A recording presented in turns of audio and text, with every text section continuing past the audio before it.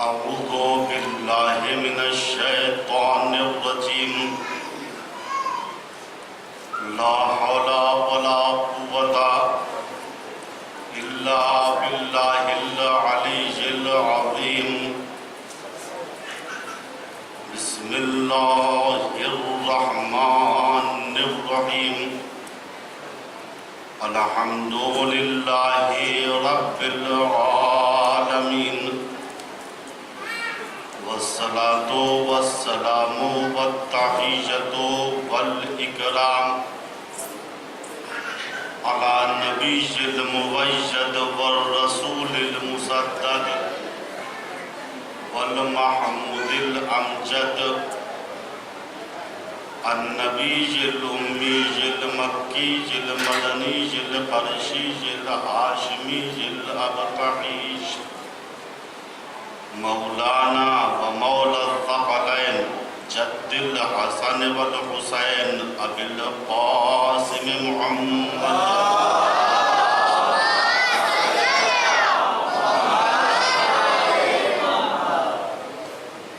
ثم الصلاة على آله الطيبين الطاهرين المعصومين المظلومين من الآن إلى قيام يوم الدين أما بعد فقد قال الله الحكيم بسم الله الرحمن الرحيم ولقد خلقنا الإنسان من صلصال من حمإ مسنون والجان خلقناه من قبل من نار السموم صلوات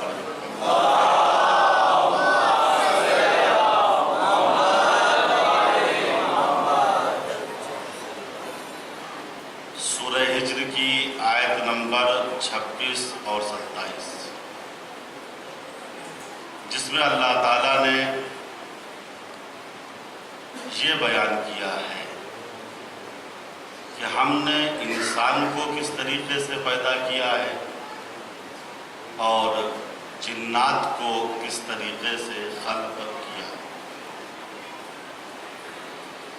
انسان کی خلقت کے بارے میں اللہ نے فرمایا بتحقیق ہم نے انسان کو سیاہی مائل نرم مٹی سے پیدا کیا جو سوکھ کر کھن کھن بولنے لگی، اور جناتوں کو انسان سے پہلے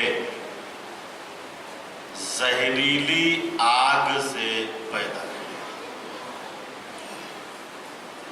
جن کے لغوی معنی ہیں، یعنی اگر لغت آپ کھولیے، ڈکشنری کھولیے تو جن کے معنی آپ کو یہ ملیں گے۔ جن یعنی ایک پوشیدہ مخلوق، جن یعنی ایک پوشیدہ مخلوق، یعنی ایسی مخلوق جو نظروں سے دکھائی نہیں دیتی، جن کے معنی ہی ہیں پوشیدہ ہونا، پوشیدہ رہنا۔ کل میں نے عرض کیا علم طب کے اعتبار سے انسان کی خلقت میں 4 عنصر ہیں: پانی، مٹی، آگ اور ہوا۔ لیکن جناتوں میں صرف 3 عنصر: پانی، آگ اور ہوا۔ چونکہ جناتوں میں مٹی کا عنصر نہیں ہے، لہذا زمین کا جاذبہ ان پر اثر انداز نہیں ہوتا۔ وہ ایک لمحے میں یہاں ہوتے ہیں، ایک لمحے میں دوسری جگہ پہنچ جاتے ہیں۔ جن کی تعریف علماء نے اس طریقے سے کی ہے کہ الجن جسم ناریون، جن ایک آگ کا جسم ہوتا ہے اور اس کے اندر یہ صلاحیت ہوتی ہے کہ یتشکلو باشکال مختلفہ، کہ وہ مختلف صورتوں میں اپنے آپ کو ظاہر کر سکتا ہے، حتی الکلب والخنزیر، یہاں تک کہ جن کتے کی شکل میں آ سکتا ہے اور خنزیر کی شکل میں بھی آ سکتا ہے۔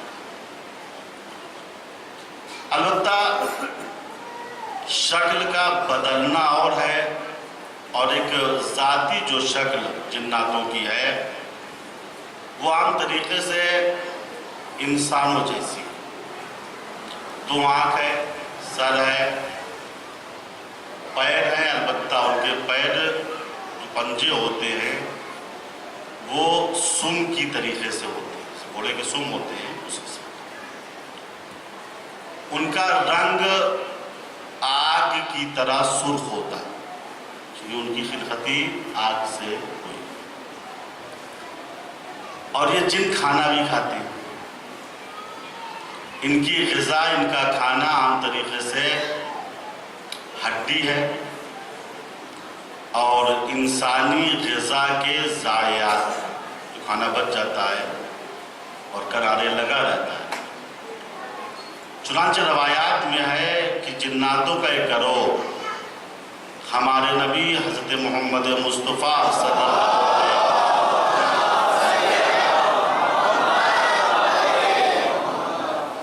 آپ کی خدمت میں آیا اور اس نے اپنی بھوک کا اظہار کیا، کہا یا رسول اللہ ہم لوگ بھوکے ہیں، ہمارے کھانے کا انتظام فرمائیں۔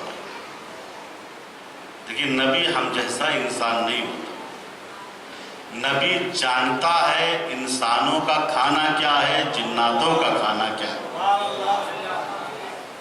اگر کوئی عام مولوی کے پاس آتے، جنات حضور ہم بھوکے ہیں، تو وہ دال روٹی یا بریانی بنا کے ان کے سامنے رکھ دیتے، لیکن نبی جانتے تھے یہ میری امت ہے، ان کی غذا کیا ہے۔ روایت میں ہے نبی نے ان کے سامنے ہڈیاں رکھ دی اور انسانی غذا کا باقی ماندہ حصہ۔ کشاف الحقائق امام جعفر صادق علیہ السلام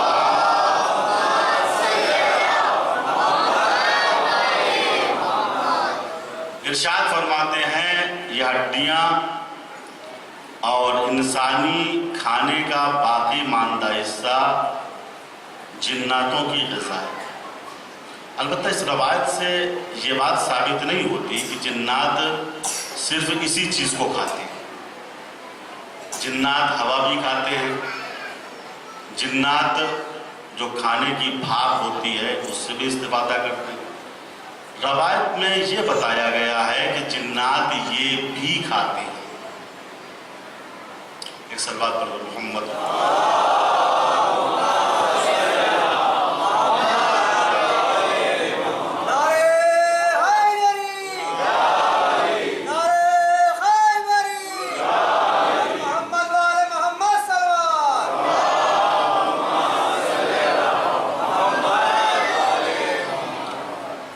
الجن جسم ناری سفلی یتشکل باشکال مختلفہ حتی الکلب والخنزیر، جن ایک آگ کا جسم ہے جو مختلف شکلوں میں ظاہر ہوتا ہے، یہاں تک کہ کتے اور سور کی شکل میں بھی یہ آ جاتے ہیں۔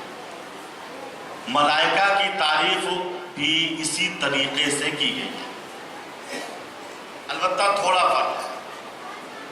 ملائکہ جسم نوری یتشکل باشکال مختلفہ، فرشتے ایک نوری جسم ہوتے ہیں، یہ ناری جسم ہے، فرشتے نوری جسم ہوتے ہیں جو مختلف شکلوں میں آتے ہیں، لیکن نجس العین کی شکل میں نہیں آتے۔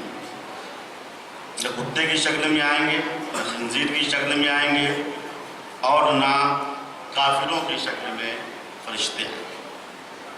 چونکہ زیادہ فرق نہیں ہے جناتوں میں اور فرشتوں میں، لہذا ابلیس نے اسی سے فائدہ اٹھایا تھا۔ ابلیس جناتوں میں سے تھا اور عرش پر جا کر ملائکہ میں مل گیا تھا۔ بہت فرق ہے فرشتوں میں اور جناتوں میں، چند فرق ہے، آپ غور کیجیے۔ ملائکہ عالم علیہ اور آسمان کے باشندے ہیں، جنات عالم سفلا اور زمین کے رہنے والے ہیں۔ ملائکہ کی تخلیق نور سے ہوئی ہے اور جناتوں کی تخلیق نار اور آگ سے ہوئی ہے۔ ملائکہ کھانا نہیں کھاتے، ان کی غذا ذکر الہی ہے، لیکن جنات کھانا بھی کھاتے ہیں، پانی بھی پیتے ہیں۔ ملائکہ شادی نہیں کرتے، صاحب نسل نہیں ہوتے، لیکن جنات شادی بھی کرتے ہیں اور صاحب نسل بھی ہوتے ہیں۔ ملائکہ صرف اللہ کی اطاعت کرتے ہیں، گناہ نہیں کرتے، لیکن جنات ان میں سے بعض کافر ہیں اور بعض مسلمان ہیں۔ یہ کبھی اللہ کی اطاعت کرتے ہیں اور کبھی اللہ کی نافرمانی کرتے ہیں۔ غور سے جملوں کو سنیے گا۔ جس جگہ گناہ ہوتا ہے، جوا کھیلا جاتا ہے، غیبت کی جاتی ہے، جھوٹ بولا جاتا ہے، وہاں فرشتے نہیں آتے، لیکن وہاں جناتوں کی بھرمار ہوتی ہے۔ جس گھر میں کتا یا کتے کی شکل بنی ہوئی ہو، اس گھر میں فرشتے نہیں آتے، لیکن اس گھر میں جنات ضرور آتے ہیں۔ جس گھر میں مجسمہ رکھا ہوا ہے، مورتی رکھی ہوئی ہے، اس گھر میں فرشتے داخل نہیں ہوتے، لیکن وہاں جناتوں کی خراب جناتوں کی بھرمار ہوتی ہے۔ جس گھر میں پردے دار عورت رہتی ہے، جملے پہ غور کیجیے گا، جس گھر میں پردے دار عورت رہتی ہے، اس گھر سے کافر جنات بھاگ جاتے ہیں۔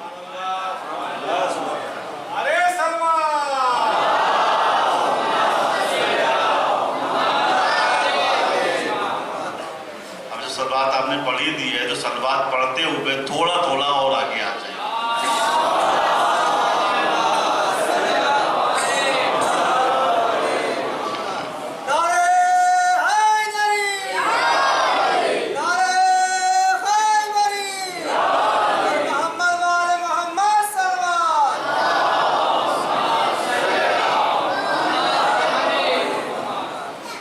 تو جس گھر میں کتا یا کتے کی شکل ہو، اس گھر میں فرشتے نہیں آتے، لیکن وہاں کافر جناتوں کی بھرمار ہوتی ہے۔ جس گھر میں با پردہ عورت رہتی ہے، وہاں فرشتے آتے ہیں اور دعائیں دیتے ہیں، اور کافر جنات، ڈرانے والے جنات، خوفناک جنات پردے دار عورت کو دیکھ کر اس گھر سے بھاگ جاتے ہیں۔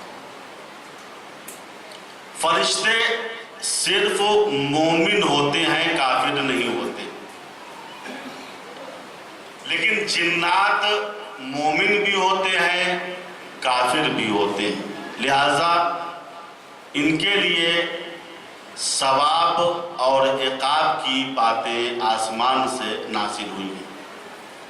ان کا انسان کی طریقے سے روز قیامت حساب و کتاب ہوگا۔ اسی کو سورہ اعراف نے کہا، وَلَقَدْ ذَرَعْنَا لِجَهَنَّمَ كَثِيرًا مِنَ الْجِنِّ وَالْإِنسِ لَهُمْ قُلُوبٌ لَا يَفْقَهُونَ بِهَا وَلَهُمْ أَعْيُنٌ لَا يُبْصِرُونَ بِهَا وَلَهُمْ آذَانٌ لَا يَسْمَعُونَ بِهَا أُولَئِكَ كَالْأَنْعَامِ بل هم اضل اولئک هم الغافلون۔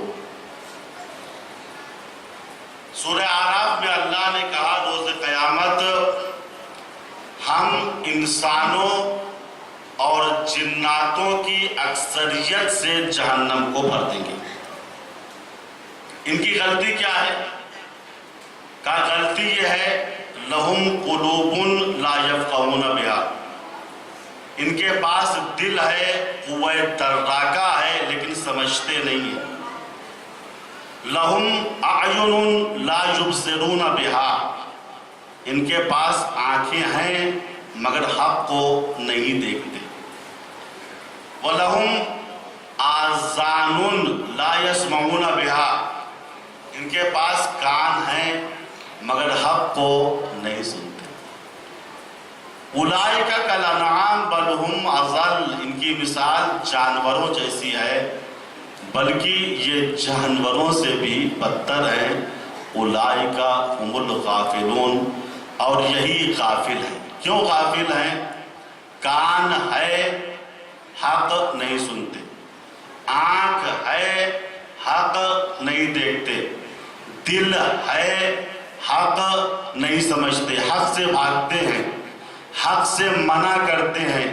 بھیا شیعوں کی مجلس میں مت جاؤ، ان کی محفلوں میں مت جاؤ، ان سے ملاقات مت کرو، ان سے مصافحہ مت کرو۔ عزیزو، آج تک ہمارے کسی عالم نے کیا منع کیا ہے کہ ان کے یہاں میلاد شریف میں مت جانا، ان کے یہاں جشن میں مت جانا، ان کی مسجدوں میں مت جانا؟ اگر منع کیا ہو تو مجھ کو بتا دیجیے۔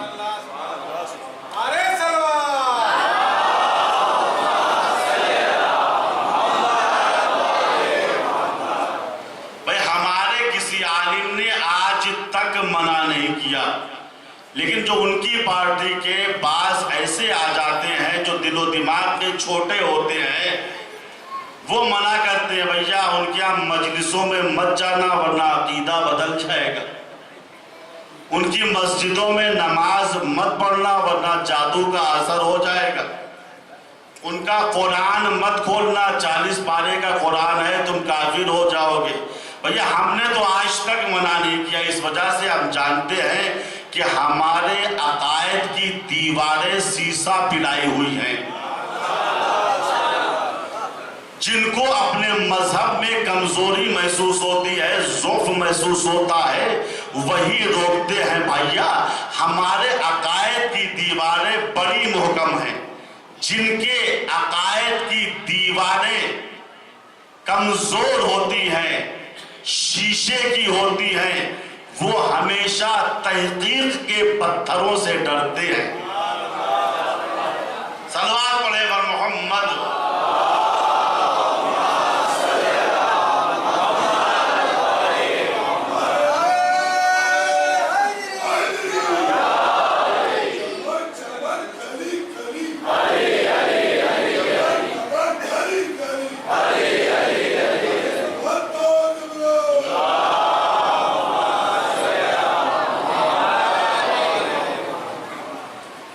جنات کے لیے بھی انسان کی طریقے سے شریعت نازل ہوئی ہے، لیکن مشکل یہ ہے کہ جناتوں میں کوئی نبی نہیں ہوا۔ جناتوں کو حکم یہ ہے کہ وہ انسانوں کے نبی کی اطاعت کرے، ان کی بات کو مانے۔ اسی لیے اللہ کے نبی آخری پیغمبر جس طریقے سے انسانوں کے نبی و پیغمبر تھے، اسی طریقے سے جناتوں کے بھی نبی اور پیغمبر تھے۔ اور صرف ہمارے نبی نہیں بلکہ اس سے پہلے بعض انبیاء جو گزرے ہیں وہ جناتوں کی بھی نبی تھے، انسانوں کے بھی نبی تھے۔ جناب سلیمان کے بارے میں سورہ سبا میں ارشاد ہو رہا ہے وَمِنَ الْجِنِّ مَن يَعْمَلُ بَيْنَ يَدَيْهِ بِإِذْنِ رَبِّهِ، اللہ کے اذن سے جناتوں کا ایک گروہ جناب سلیمان پیغمبر کی اطاعت کرتا تھا۔ جناب سلیمان پیغمبر کی حکومت جن اور انس پر تھی، صرف انسانوں پہ نہیں تھی بلکہ جناتوں پر بھی آپ کی حکومت تھی۔ یہ ہے الہی منصب۔ یہ ہے الہی عہدہ کہ حکومت صرف انسانوں پہ نہیں ہوتی، جناتوں پر بھی حکومت ہوتی ہے۔ ہمارے اور آپ کے پانچویں امام، امام محمد باقر علیہ السلام،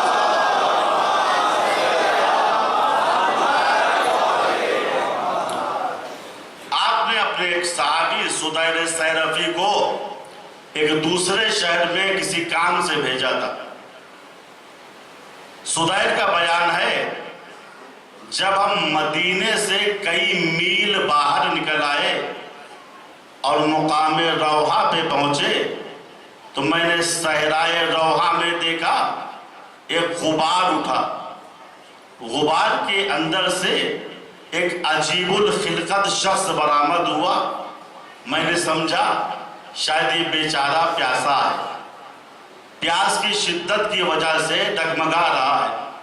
میں نے اس کے سامنے پانی پیش کیا، وہ مسکرایا، کہا مجھے پانی کی ضرورت نہیں ہے بلکہ میں امام کا خط لے کے آیا ہوں۔ یہ کہہ کے اس نے امام کا خط سیرفی کو دیا۔ سیرفی نے خط کھولا تو دیکھا امام کی جو مہر لگی ہوئی تھی اس کے اوپر، اس کی روشنائی تر و تازہ تھی۔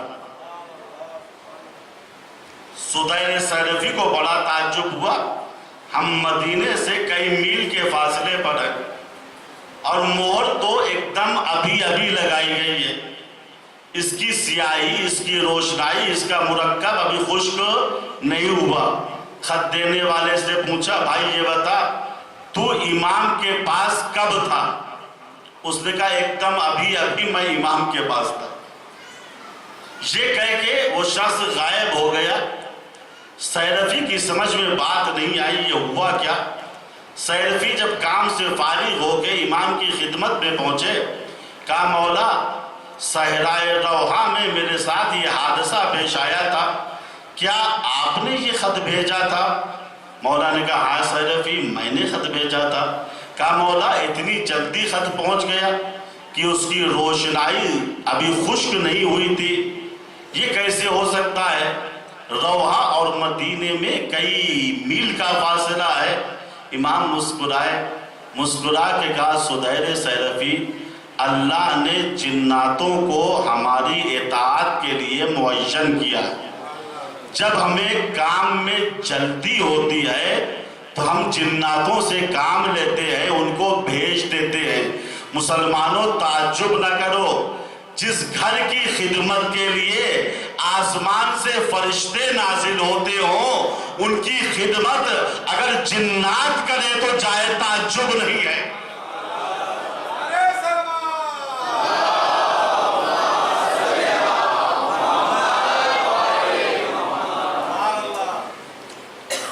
تو ہمارے جتنے بھی امام ہیں وہ صرف انسانوں کے امام نہیں ہیں، انسان کے ساتھ جناتوں کے بھی امام ہیں۔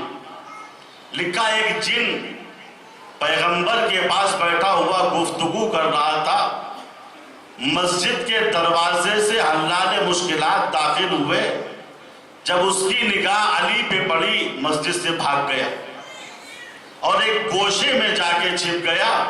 نبی نے آواز دی، اے فلانے کہاں گئے، کیوں چھپ گئے؟ علی سے ڈر کیوں گئے؟ تمہاری غلطی کیا ہے؟ تمہاری خطا کیا ہے؟ وہ باہر ہی نہیں آ رہا ہے۔ رسول نے کہا نہیں، تم کو امان ہے، آؤ اپنی غلطی بتاؤ، علی سے ڈر کیوں رہے ہو؟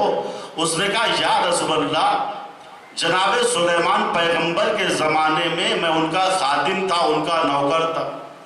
جناب سلیمان نے مجھے کام سے بھیجا تھا، میرے ذہن میں یہ بات آئی لاؤ بھاگ چلے، کب تک ان کی خدمت کریں گے؟ ہم ان کی مملکت کے دائرے سے نکل گئے۔ جناب سلیمان پیغمبر نے ایک دوسرے جن کو میری خبر گیری کے لیے بھیجا، میں نے اس کو قتل کر دیا۔ اچانک میں نے دیکھا یہ علی ظاہر ہوئے، میں ان کو نہیں پہچانتا تھا، میں نے ان کے اوپر بھی حملہ کیا۔ انہوں نے حملے کو رد کر کے ذوالفقار کی ایک ضرب میرے جسم پہ لگا دی۔ یا رسول اللہ آج تک میرا زخم تازہ ہے۔ اس لیے مجھے علی سے ڈر لگتا ہے۔ اس کے معنی یہ ہوئے علی کی ذوالفقار کا لوہا صرف انسانوں نے نہیں مانا ہے،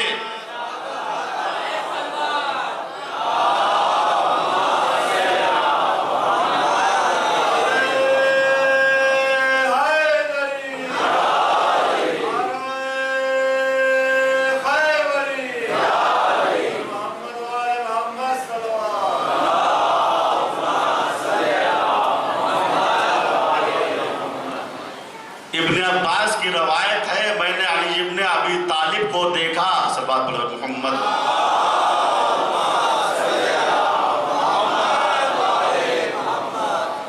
کہ مولا مدینے کے اطراف میں نکلے اور ایک ایسی گلی میں گئے جس سے نکلنے کا راستہ نہیں تھا، وہاں جا کے غائب ہو گئے۔ گلی بڑی خطرناک تھی، وحشتناک تھی، اہل مدینہ اس گلی کی طرف نہیں جاتے تھے۔ میں دوڑ کے رسول کے پاس آیا، یا رسول اللہ، آج میں نے علی کو دیکھا ہے کہ علی اس گلی کے اندر گئے ہیں اور غائب ہو گئے ہیں، علی کہاں گئے؟ یا رسول اللہ مجھے بڑی تشویش ہو رہی ہے، گلی بڑی خوفناک ہے۔ رسول مسکرائے، کہا ابن عباس پریشان مت ہو، علی پرچمدار ہدایت ہیں، وہ کسی کی تبلیغ کرنے گئے ہوں گے۔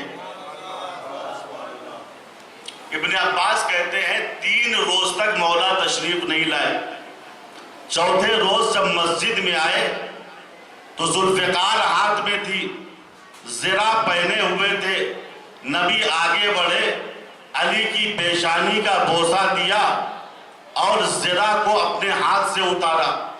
زرہ کو اتارنے کے بعد نبی نے کبھی علی کی گردن کو دیکھا، کبھی کرتا ہٹا کے علی کے سینے کو دیکھا، کبھی علی کے ہاتھوں کو دیکھا، کبھی علی کی پنڈلیوں کو دیکھا۔ ایک صحابی دور بیٹھا ہوا تھا، اس نے کہا یا رسول اللہ آپ تو علی کو اس طریقے سے دیکھ رہے ہیں جیسے علی میدان جنگ سے آ رہے ہو۔ رسول نے کہا ہاں، علی میدان جنگ ہی سے واپس آئے ہیں، اور اس جنگ میں علی نے 40,000 جناتوں کو قتل کیا ہے۔ جناتوں کے 40,000 قبیلے علی کے ہاتھوں پہ مسلمان ہوئے۔ علی ایسے ہی نہیں امام الانس والجنہ بن گئے ہیں، علی نے تبلیغ کی ہے، علی نے ہدایت کی ہے، علی کے ہاتھوں پہ جناتوں نے بیعت کیا ہے، کیونکہ جتنے بھی جنات ہیں سب کو علی نے کلمہ پڑھایا ہے۔ اب میں جملہ کہہ رہا ہوں، صاحبان فہم محفوظ کر سکتے ہیں، چونکہ سارے جنات علی کے ہاتھوں پہ مسلمان ہوئے ہیں۔ آپ غور کیجئے، انسانوں میں مختلف فرقے ہیں مسلمانوں کے درمیان، میں نام نہیں لوں گا، 73 فرقے ہیں، لیکن مسلمان جناتوں میں صرف ایک فرقہ ہے۔ کیوں ایک فرقہ ہے؟ اس وجہ سے کہ ان کو مسلمان ایک ہی نے کیا ہے۔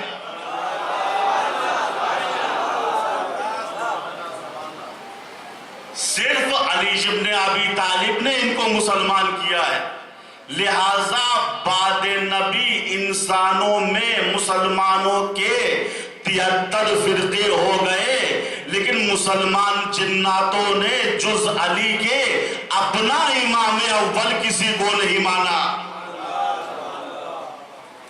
جنات یہودی بھی ہے، جنات عیسائی بھی ہے، جنات مجوسی بھی ہے، جنات مشرک بھی ہے، لیکن اگر مسلمان ہے تو صرف شیعہ ہے۔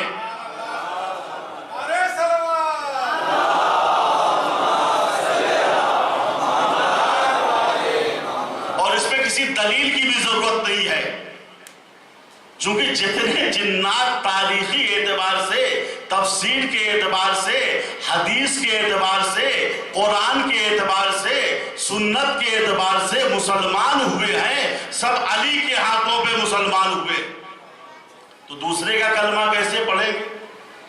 ایک جھوٹا واقعہ بھی آپ کو نہیں ملے گا، فلانے گئے تھے جناتوں کی تبلیغ کے لیے.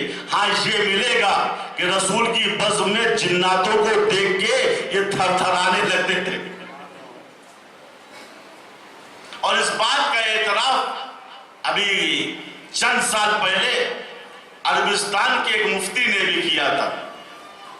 یہ مفتی وہ مفتی تھا جس نے سیریا میں بشار اسد حکومت کے خلاف یہ فتویٰ دیا تھا کہ اس کے تخت کو تختے میں بدل دو, علویوں کا قتل عام کر دو. ایک پارٹی اس نے بنائی, کہا جاؤ جہاد کرو, شیعوں کو قتل کرو, ان کو تباہ و برباد کر دو. دیکھو عزیزو, جہاد اور ہوتا ہے, فساد اور ہوتا ہے. لیکن آج مشکل یہ ہے کہ جہاد کے نام پہ فساد کیا جانا. ہمیں بشار اسد سے کچھ لینا دینا نہیں ہے. دیکھیے بات یہ ہے, صرف حکومت کا معاملہ نہیں تھا. جب یہ دہشت گرد گھسے ہیں تو انہوں نے کسی علوی کو امنیت میں نہیں رکھا, مردوں کے گلے کاٹے ہیں, عورتوں کو اسیر کیا ہے, زندہ زندہ بچوں کو جلا دیا. یہ جنایتیں کیوں؟ اسی لیے میں نے روایت اس دن پڑھی تھی, اذا فسد العالم فسد العالم. اگر عالم فاسد ہو جاتا ہے تو کائنات فاسد ہو جاتی. یہ ایک مفتی کی بات ہے, بقیہ مفتی نے تو نہیں کہا تھا نا. وہ سمجھدار تھے, وہ ہوشیار تھے, وہ معاملات کو سمجھ رہے تھے.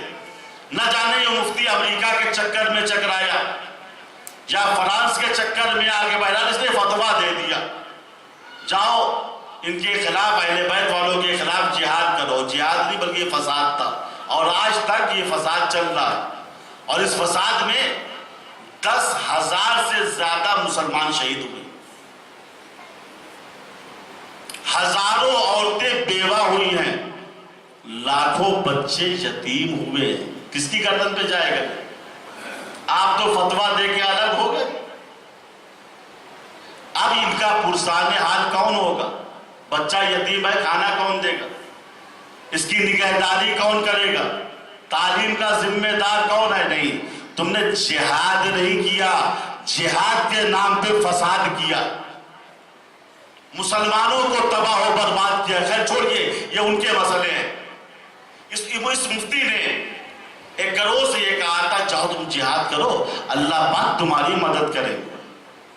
اور 6 مہینے کے اندر یہ علوی خاندان, اس کا تخت تختے میں بدل جائے. یہ بیچارے سادہ لوگ مسلمان تھے, مفتی کی داڑھی پہ اعتبار کر لیا, مفتی کی ظاہری شکل پہ اعتبار کر لیا, اور یہ بیچارے چلے گئے, لڑنے لگے. نتیجہ کیا ہوا؟ جہاد کے نام پہ فساد ہوا. 2 سال کا عرصہ گزر گیا, 2 سال کا عرصہ گزر گیا. اب یہ لوگ آئے, مفتی صاحب آپ نے تو یہ فرمایا تھا 6 مہینے کے اندر حکومت کا تخت تختے میں بدل جائے گا. یہ حزب اللہ جو ملیشیا ہے, شیعہ گروپ ہے, شیعہ گروہ ہے, ان کا نام ہی حزب اللہ ہے, اللہ والے, اللہ کا گروہ. جب سے یہ لوگ میدان جنگ میں آئے ہیں, یہ تو چیٹیوں کی طریقے سے ہم کو پیس دیتے, ہم پسپا ہوتے چلے جا رہے ہیں. جو علاقے ہمارے ہاتھ میں تھے وہ بھی چلے گئے. یہ کیا آپ نے کہا تھا 6 مہینے کے اندر تمہاری کامیابی ہو جائے گی, آج 2 سال کا عرصہ گزر گیا, ہم کامیاب کیوں نہیں ہو رہے ہیں؟ تو مفتی نے کہا میاں بات یہ ہے حزب اللہ کے ساتھ مل کے جنات جنگ کر رہے ہیں. یہ میں نہیں کہہ رہا ہوں, یہ خود اس مفتی اعظم نے کہا تھا, اور وہ انٹرویو میرے پاس رکھا ہوا ہے, مشرق نیوز میں اس کا پورا انٹرویو چھپا ہوا تھا.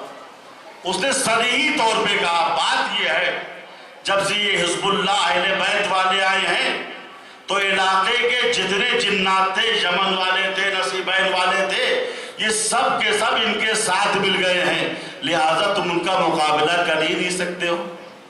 کہاں یہ تو لگتا ہے کبھی یہاں دکھائی دیتے ہیں, کبھی وہاں دکھائی دیتے ہیں. بات پلے نہیں پڑ رہی تھی. مفتی صاحب آپ نے صحیح کہا ہے, کہ جنات اہل بیت والوں کے ساتھ مل کے ہم سے جنگ کر رہے ہیں، ہم سے جہاد کر رہے ہیں۔ عزیزو عجیب بات ہے، یہ جنات یہ حزب اللہ کا ساتھ کیوں دے رہے ہیں؟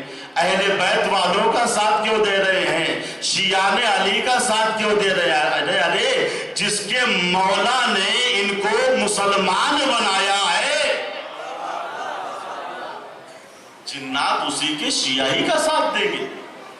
کسی غیر تو انہوں نے بھی اعتراف کیا کوئی جنات ہماری پارٹی کا نہیں ہے۔ اب انہوں نے پلٹ کے کہا مفتی صاحب یہ بتائیے، جنات تو ادھر کے ہو گئے، سب علی والے ہو گئے، تو ہمارے ساتھ کون ہے؟ مفتی گھبرا گیا، آپ کیا بتائیں؟ کامیا تمہارے ساتھ اللہ پاک کے فرشتے آسمان سے نازل ہو کے جہاد کرتے،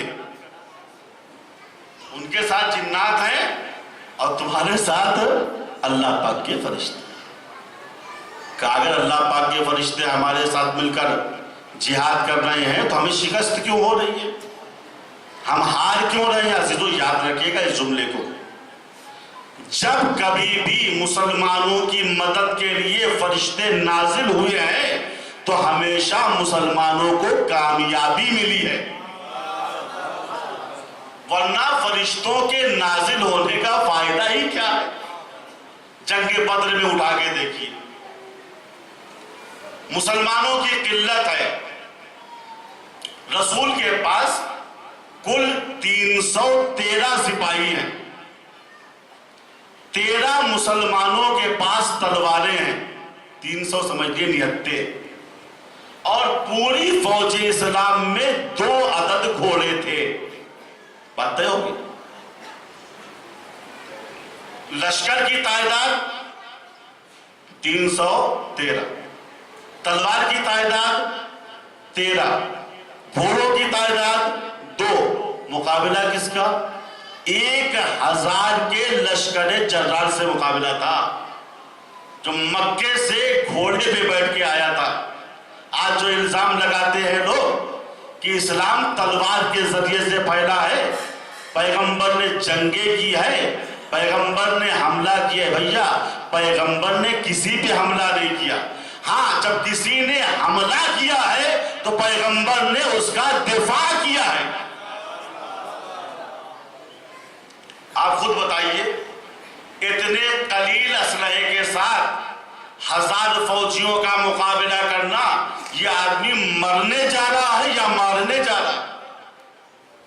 حالات بتا رہے ہیں کہ پیغمبر پہ حملہ ہو رہا تھا، پیغمبر تو صرف دفاع کر رہے تھے، اور اسی جنگ میں اللہ نے کہا جب ہم نے مسلمانوں کی سچائی کو دیکھ لیا، جب ہم نے مسلمانوں کی صداقت کو دیکھ لیا، تو ہم نے فرشتوں کو مسلمانوں کی مدد کے لیے نازل کیا۔ قرآن نے بھی کہا مسلمانوں اس وقت کو یاد کرو جب جنگ بدر میں تم بہت قلیل تھے، ذلت کی نگاہوں سے دیکھے جا رہے تھے، فقط نصرکم اللہ ببدر وانتم اذلہ۔ اب فرشتوں کو اللہ نے بھیج دیا تو نتیجہ بدل گئے۔ نتیجہ کیا ہوا؟ 313 لوگ جو تھے فرشتوں کی مدد کی وجہ سے جیت گئے۔ 1000 کا لشکر جو آیا تھا اس کو شکست ہو گئی، وہ بھاگ گئے، بات طے ہو گئی۔ جب نزول ملائکہ ہوتا ہے تو فتح حتمی ہو جاتی ہے، کامیابی یقینی ہو جاتی ہے، ورنہ نزول ملائکہ کا فائدہ ہی نہیں ہے۔ اب انہوں نے پلٹ کے کہا مفتی صاحب جب اللہ پاک کے فرشتے ہماری مدد کر رہے ہیں تو ہمیں شکست کیوں ہو رہی ہے، ہم ہار کیوں رہے ہیں؟ مفتی نے پلٹ کے کہا میاں بات یہ ہے جو اہل بیت والوں کے ساتھ جنات مل کے لڑ رہے ہیں، وہ جنات بڑے خطرناک ہیں، بڑے خوفناک ہیں۔ جب وہ میدان میں آتے ہیں تو ان کو دیکھ کے معاذ اللہ فرشتے بھاگ جاتے ہیں۔ لعنت ہو ایسے عقیدے پر، اپنی بزدلی چھپانے کے لیے معصوم فرشتوں کو تم نے بھگوڑا بنا دیا۔ نہیں عزیزو، یہ تمہارا فساد تھا جس کو تم نے جہاد کا نام دیا تھا۔ تو عزیزو، جس طریقے سے اللہ کے پیغمبر انسانوں کے نبی تھے، اسی طریقے سے جناتوں کے بھی نبی تھے۔ اسی کو امام شافعی نے کہا وصی و مصطفیٰ حقا، علی سچے معنی میں نبی کے وصی ہیں۔ کیوں؟ وہ اس وجہ سے کہ امام الانس والجنہ، علی جس طریقے سے انسانوں کے امام ہیں اسی طریقے سے جناتوں کے بھی امام۔ بیرون العالم میں اٹھا کے دیکھیے، نبی نے جہاد کیا ہے، علی نے جہاد کیا ہے، جناتوں کو مسلمان کیا۔ ابن شہر آشوب لکھتے ہیں کہ نبی ایک جنگ سے واپس آ رہے تھے، ایک صحرا میں قیام کیا، اصحاب بڑے پیاسے تھے، کیا کہا یا رسول اللہ قریب ہے ہم پیاس کی وجہ سے مر جائیں، دور دور تک پانی نظر نہیں آ رہا ہے۔ حضور پاک نے کہا وہ سامنے جو تم کو جنگل نظر آ رہا ہے، جنگل کے اس پار کنواں ہے اور کنویں میں میٹھا پانی، جاؤ لے آؤ۔ اصحاب کا ایک گروہ اٹھا، اس نے مشکیزے کو لیا، جنگل کے قریب پہنچا۔ اب یہ اصحاب کا گروہ جب جنگل کے قریب پہنچا تو اس نے دیکھا جنگل سے بغیر دھواں کے آگ اٹھ رہی ہے، چیخوں کی آواز آ رہی ہے، قہقہے بلند ہو رہے ہیں، کٹی ہوئی گردنیں ٹہل رہی ہیں، بھاگے وہاں سے۔ یا رسول اللہ جنگل بڑا خطرناک ہے، ہم پیاسے رہ لیں گے مگر جنگل پار کر کے پانی نہیں لائیں گے۔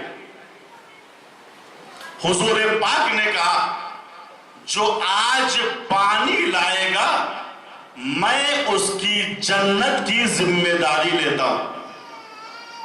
اب جنت کی لالچ میں بعض مسلمان آگے بڑھے، پھر پہنچے، جیسے جنگل کے پاس پہنچے دیکھا قہقہے ہیں، چیخیں ہیں، کٹے ہوئے سر ہیں، بجلیاں ہیں، بھاگے وہاں سے۔ کہا جنت دو، نماز سے بھی مل جائے گی، روزے سے بھی مل جائے گی، جان دے گا جنت، کیا کریں گے؟ پھر آگے بیٹھ کے پھر رسول نے کہا یا علی تم جاؤ، تم جاؤ۔ علی نے مشکیزہ لیا، جب علی نے مشکیزہ اٹھایا تو 20 صحابی کی ہمت اور بڑھ گئی، بھیا اب حلال مشکلات جا رہے ہیں، خطرہ نہیں ہوگا۔ صلوات پڑھیں بر محمد و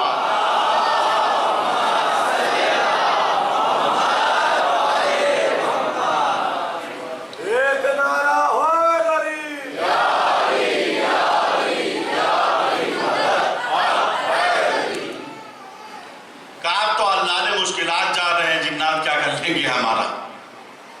لکھا ہے جب علی اصحاب کے ساتھ جنگل کے قریب پہنچے تو پھر وہی منظر تھا، کٹی ہوئی گردنیں تھی، قہقہے تھے، چیخ پکار، شور، رونے کی آوازیں۔ علی نے اصحاب سے کہا دیکھو ڈرو نہیں، خوف مت کھاؤ، میرے پیچھے پیچھے میرے نقش قدم پر چلے، دائیں بائیں مت مڑنا ورنہ میں ذمہ دار نہیں ہوں، نہ دائیں دیکھنا نہ بائیں دیکھنا، آنکھ بند کر کے میرے نقش قدم پر گزر سے کرتا ہوں۔ اگر تم کو جناتوں سے بچنا ہے تو آنکھ بند کر کے میرے نقش قدم پہ چلے آؤ۔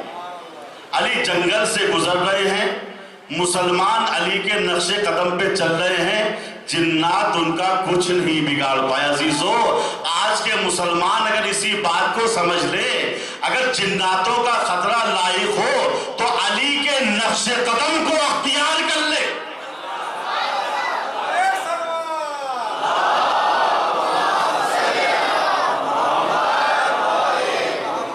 قسم خدا کی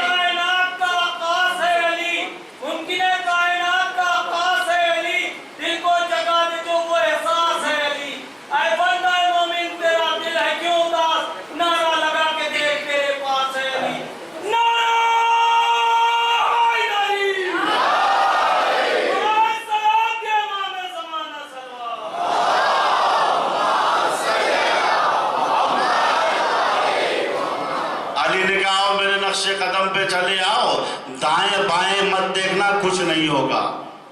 اس کے معنی یہی ہوئے نا، اگر مسلمان علی کے نقش قدم پہ چلیں تو کافر جنات ان کا کچھ نہیں بگاڑ سکتے۔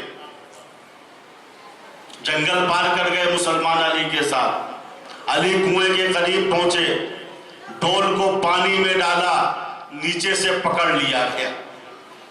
علی نے ادھر سے کھینچا، جناتوں نے ادھر سے کھینچا، رسی ٹوٹ گئی۔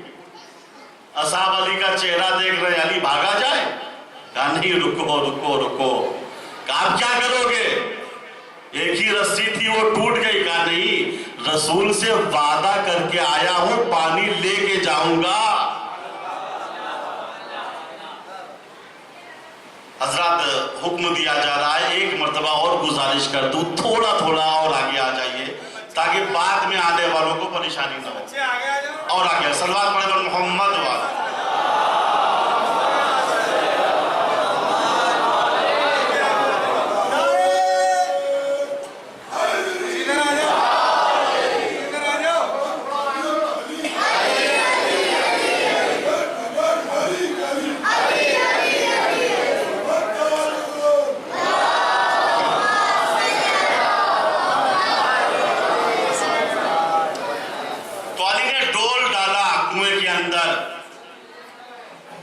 اندر سے ڈول کو پکڑ لیا گیا، ادھر علی نے زور لگایا، ادھر جناتوں نے زور لگایا، رسی بیچ سے ٹوٹ گئی۔ اصحاب نے کہا یا علی، کہا رکے رہو، رسول سے وعدہ کر کے آیا ہوں، پانی لے کر جاؤں گا۔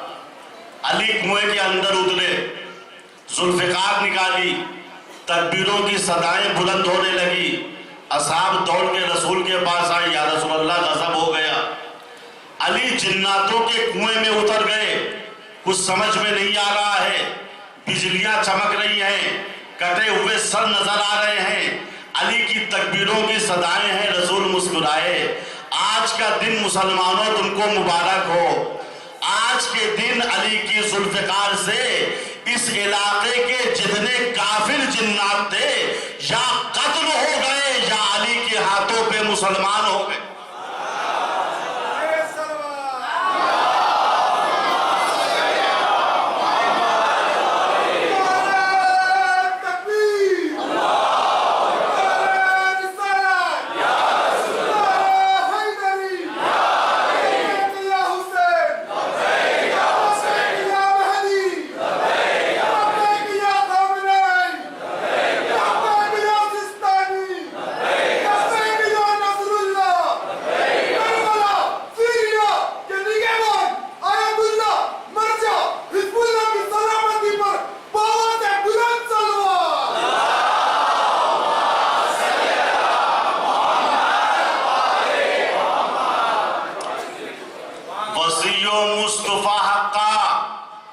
امام شافعی کیا کہہ رہے ہیں؟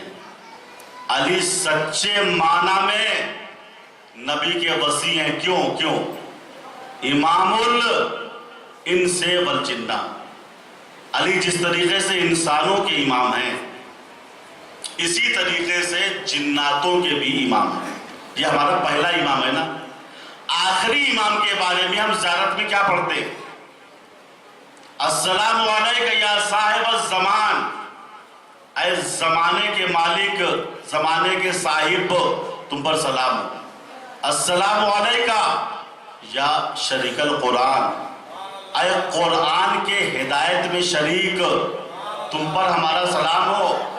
السلام علیکہ یا امام الانس والجان،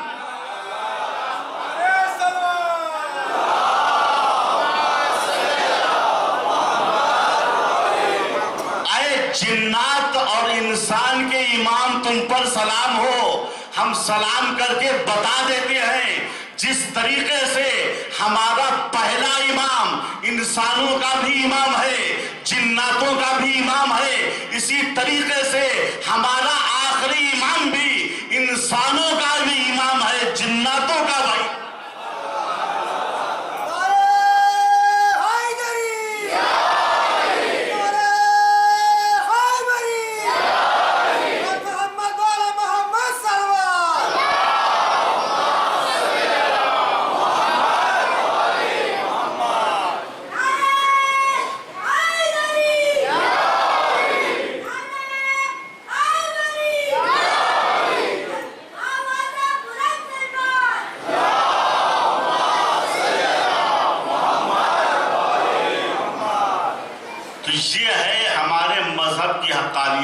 طریقے سے نہ سنیے کہ میں کسی کو اس کے مذہب سے ہٹانا چاہ رہا ہوں، نہیں، میں صرف مذہب شیعہ کی حقانیت کو بیان کر رہا ہوں۔ میں کسی کے باطل ہونے کو ثابت نہیں کر رہا ہوں، میں تو صرف یہ بتا رہا ہوں کہ جس طریقے سے نبی انسانوں اور جناتوں کے نبی تھے، اسی طریقے سے جو نبی کا وارث ہوگا وہ جس طریقے سے انسانوں کا امام ہوگا جناتوں کا بھی امام ہوگا۔ ہمارے پہلے امام انسانوں کے بھی امام ہیں، جناتوں کے بھی امام، ہمارے آخری امام بھی جس طریقے سے انسانوں کے امام ہیں اسی طریقے سے جناتوں کے بھی امام ہیں۔ عزیزو، اللہ نے سب کچھ ان کے اختیار میں دیا تھا، یہ چاہتے تو ایک لمحے میں کائنات کو ختم کر دیتے، لیکن ہمیشہ یہ کہا کرتے تھے ہم مشیت الہی کے تابع ہیں۔ قرآن نے بھی کہا نا وما تشاءون الا یشاء اللہ، اے اہل بیت پیغمبر تم کچھ نہیں چاہتے، کچھ نہیں چاہتے، وہی چاہتے ہو جو اللہ چاہتا ہے۔ یہ اللہ کے اتنے قریب ہوئے کہ اپنی چاہت کو اللہ کی چاہت میں فنا کر دیا۔ اسی لیے حسین ابن علی جب مدینے سے نکل رہے تھے تو کیا کہا تھا؟ شاء اللہ ان یرانا قتیلا، اللہ کی مشیت یہ ہے۔ عزیزو، آج 8 محرم کا دن گزر گیا، جگہ جگہ پہ غازی کی حاضری ہو رہی ہے، غازی کی وفا کا تذکرہ ہو رہا ہے۔ 19ویں ماہ رمضان کو جب علی کے سر پہ ضربت لگی تھی اور شب 21 میں علی اس دنیا سے جا رہے تھے تو پورے گھر کو جمع کیا۔ عزیزو، جو امام ہوتا ہے وہ امت کے لیے رحم دل ہوتا ہے۔ علی نے اپنے گھر والوں کے لیے کوئی وصیت نہیں کی ہے، گھر والوں کو جمع کیا اور کہا سنو، اللہ اللہ فی القرآن،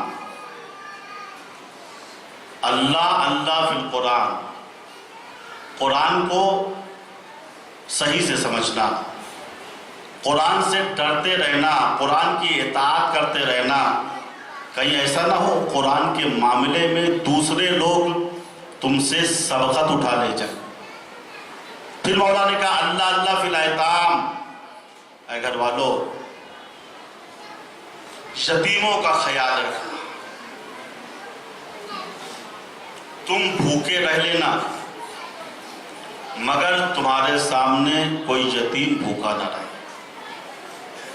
تم پیاسے رہ لینا مگر کسی یتیم کی پیاس کو مت دیکھنا، کسی یتیم کو تماچے مت لگانا۔ میں کہوں گا مولا آپ نے اپنے بچوں کو یہ وصیت کی تھی، ذرا 61 ہجری میں کربلا کے میدان میں 61 ہجری میں کربلا کے میدان میں آ کے دیکھیے آپ کی پوتی سکینہ کو تماچے لگائے جا رہے ہیں، تازیانے لگائے جا رہے ہیں، علی وصیت کر رہے ہیں۔ پھر علی نے امام حسن کو بلایا، گھر والوں کو مخاطب کیا، زینب تم حسن کے حوالے، ام کلثوم تم حسن کے حوالے، محمد حنفیہ تم حسن کے حوالے، لکھا ہے سب کو حسن کے حوالے کیا ہے، لیکن عباس کو کسی کے حوالے نہیں کیا۔ مادر عباس ام البنین دور سے اس منظر کو دیکھ رہی تھی، تڑپ گئی، قریب آئی، ہاتھ جوڑا، وارث میرے لال عباس سے کون سی خطا ہو گئی ہے؟ سب کو امام حسن کے حوالے کیا مگر میرے لال کو حسن کے حوالے نہیں کیا۔ علی کی آنکھوں میں آنسو آ گئے، ایک اشارے سے حسین کو بلایا، ایک اشارے سے عباس کو بلایا، عباس کا ہاتھ حسین کے ہاتھوں میں دیا، حسین کا ہاتھ عباس کے ہاتھوں میں دے کے کہا بیٹا عباس جب تک یہ بازو سلامت رہے زہرا کی کمائی پہ آنچ نہیں آنا چاہیے۔ अजरुकुम अल्लाह। रोज़े आशूर नमूदार हो गया, दफ्तर कुर्बानी खुल गया, हबीब शहीद हो गए, ज़ुहैर शहीद हो गए, मुस्लिम इब्ने औसजा शहीद हो गए, औन मोहम्मद शहीद हो गए, कासिम शहीद हो गए, औलाद अकील काम आ चुकी, औलाद जाफर काम आ चुकी। जब सब शहीद हो गए, अब अब्बास आते हैं, हाथ जोड़ के कहते हैं आका हुसैन मुझे भी मरने की इजाजत दे दीजिए। और अब्बास का अंदाज़े इज़्न ये है, नजरें जमीन की तरफ टिकी हुई हैं। अब्बास की निगाह जमीन पर गड़ी रही, बैठे रहे हुसैन, कयामत खड़ी रही। आका मुझे भी इजाजत दे दीजिए। हुसैन ने कहा भैया तुम मेरे लश्कर के अलमदार हो, कैसे इजाजत दे दूं? अब्बास ने दाएं देखा, फिर बाएं देखा, कहा अब वो लश्कर ही कहां है जिसका मैं अलमदार था। अब जहां लश्कर है वहीं जाके अलमदारी के फराइज को अंजाम दूंगा। लिखा है अभी अब्बास हुसैन में गुफ्तगू हो रही थी, कुछ छोटे छोटे बच्चे खाली कूजे लेके आए और हुसैन के कदमों से लिपट गए। आका हुसैन प्यास मारे डाल रही। हुसैन ने कहा भैया अब्बास पहले पानी की सबील कर दो। अब्बास खैमे सानिया ज़हरा में आए, मशको अलम लिया, निकलना चाहते हैं, ज़ैनब की निगाह पड़ गई। कहा भैया तुम भी जा रहे हो? कहा शहजादी आज रहा कौन है? कहा जाओ भैया जाओ, आज ज़ैनब को यकीन हो गया। कहा शहजादी किस बात का यकीन हो गया? कहा नहीं अब्बास तुमको जाने की चलती है, जाओ, अब कयामत में मुलाकात होगी, वही ये ज़ैनब बता देगी। कहा नहीं शहजादी मैं सुन के जाऊंगा, आपको किस बात का यकीन हुआ? कहा अच्छा अब्बास बैठ जाओ। अब्बास बैठ गए, ज़ैनब बैठ गई। ज़ैनब ने कहा भैया अब्बास मेरा बचपना था, मैं बाबा अली की आगोश में बैठी हुई थी, एक बातें तुंद चली, मेरे शाने से मेरी चादर खिसक गई, बाबा ने मेरे दोनों शानों को चूमा और रोने लगे। मैंने घबरा के कहा बाबा आप रो क्यों? बाबा अली ने कहा ज़ैनब मैं रो इसलिए रहा हूं कि एक दिन तेरे शानों में रस्सी बांधी जाए। भैया अब्बास बाबा की बात तो गलत नहीं हो सकती थी, लेकिन खुदा तुमको सलामत रखे, जब तुम पैदा हुए और जवान हुए और दुश्मनों के दरमियान से गुजरते थे तो मैं ये सोचा करती थी जिस बहन का अब्बास जैसा भाई हो, किसमें मजाल है कि उसके शानों में रस्सी बांधे। मगर भैया आज तुम जा रहे हो, ज़ैनब को यकीन हो।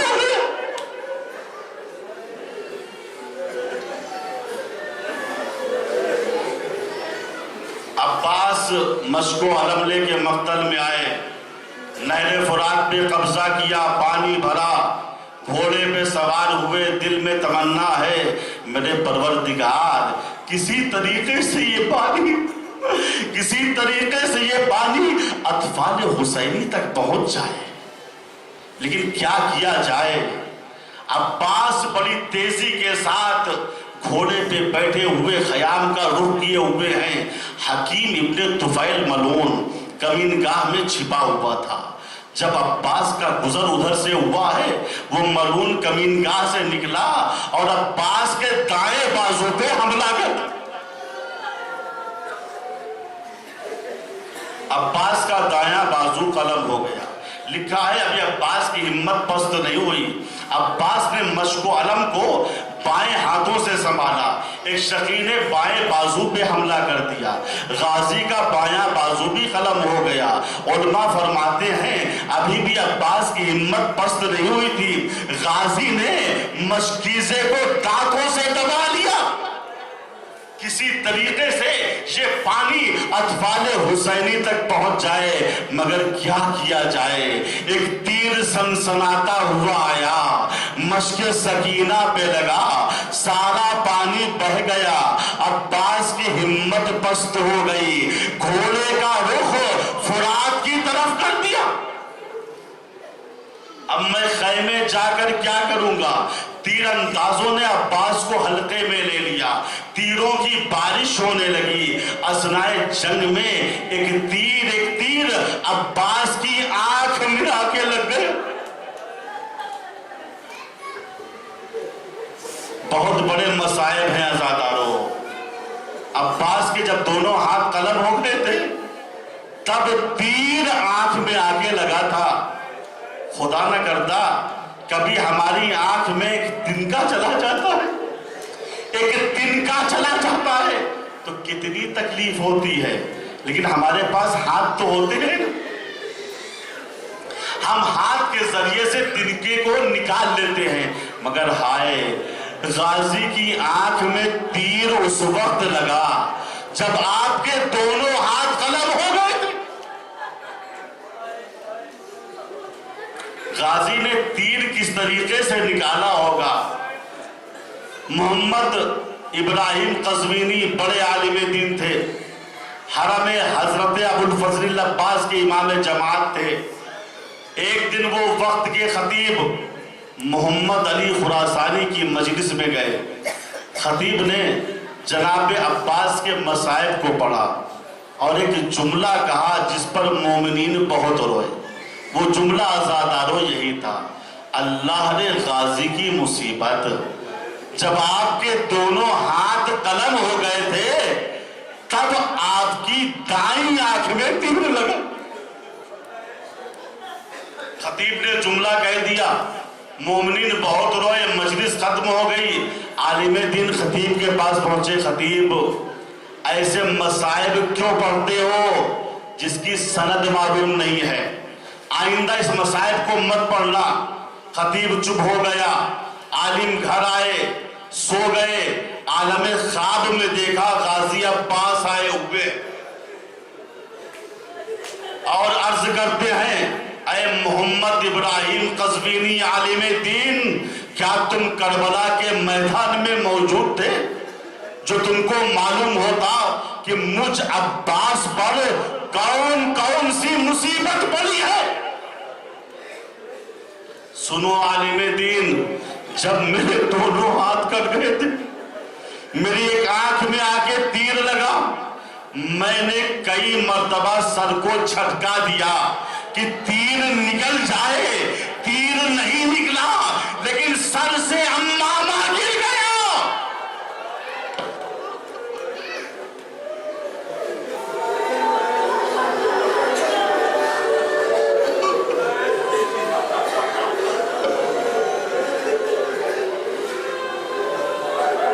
عالم دین، میرے ہاتھ تو کر چکے تھے نا، آنکھ میں جب تیر لگا تو کئی مرتبہ میں نے سر کو جھٹکا دیا تاکہ تیر نکل جائے، تیر تو نہ نکلا لیکن سر سے امامہ گر گیا۔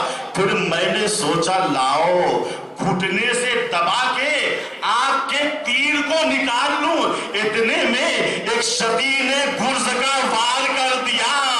ہائے، دل کی حسرت دل میں رہ گئی۔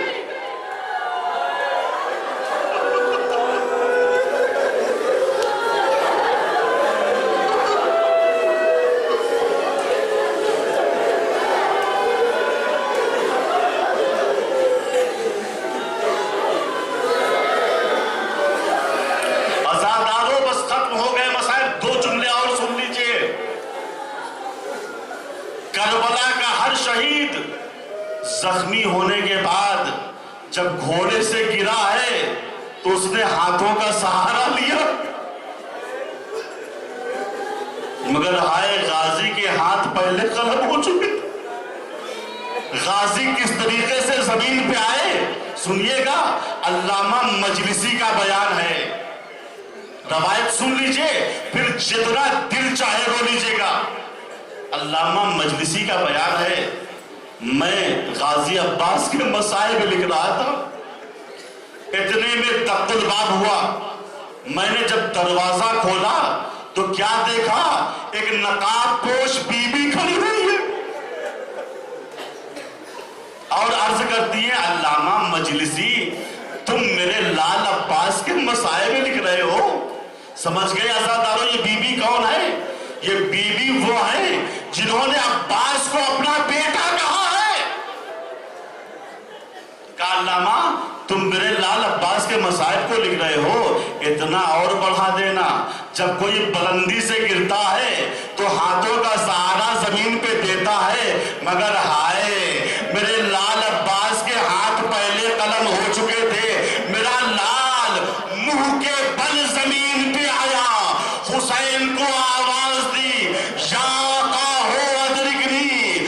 حسین کمر تھام کے دوڑے، الان ان کا سرا زاری بھائیشا تمہارے مرنے سے میری کمر ٹوٹ.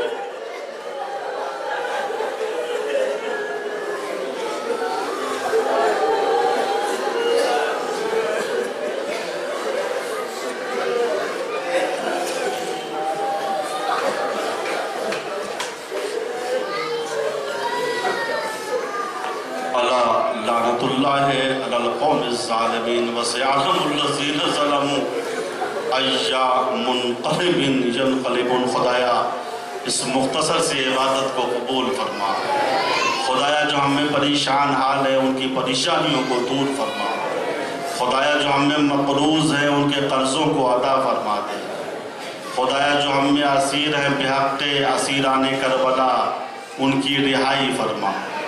خدایا ہم سب کی راہ راست کی طرف ہدایت فرما. خدایا ہمارے مرحومین پہ نظر کرم فرما. خدایا دنیا ظلم و جور سے بھر چکی ہے، ہمارے امام زمانہ کے ذریعے سے ہماری مدد فرما اور ہم سب کو ان کے اعوان و انصار میں قرار دے. وآخر دعوانا ان الحمد للہ رب العالمین.